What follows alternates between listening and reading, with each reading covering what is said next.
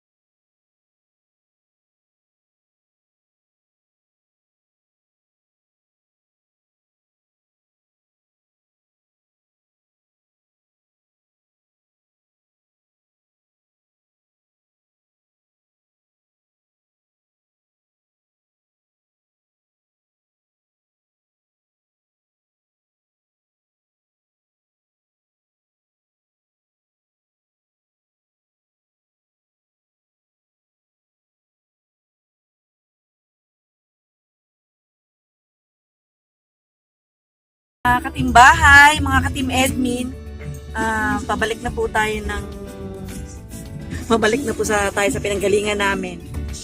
Actually, totoo po yung chismis. Nagtaas na po yung mga bigas na itinitinda po sa Intercity, ganun din po sa May Golden City. Halos libutin po namin yung buong area, lahat po sila ang tataas po ng mga panindang mga bigas. So, tingnan po natin kung paano po magiging galaw nito sa merkado, gaano pa itataas yung yung mga tinitindang bigas. Ewan ko ba't ganun, parang baliktad. sabi po gagawing 20 pesos ang per kilo. Pero ba't po ganun, patas yung presyo. Yung ibang dahilan po sinasabi dun sa mga rice miller nagtaas daw po yung palay, at isa pa pong dahilan yung patuloy na pagtaas po ng presyo ng gasolina. So tingnan na lang po natin sa darating na mga araw ano po ang magiging galawan nito sa mga palengke o sa mga pamilihan na basta sa mga pamilihang bayan, tingnan na lang po natin kung paano maging galaw po nito sa merkado. So, anyway, maraming salamat po uli at sumama pa rin kayo sa amin o kasama pa rin namin kayong silipin yung mga presyuhan ngayon doon. So, hanggang sa muli po, maraming salamat po.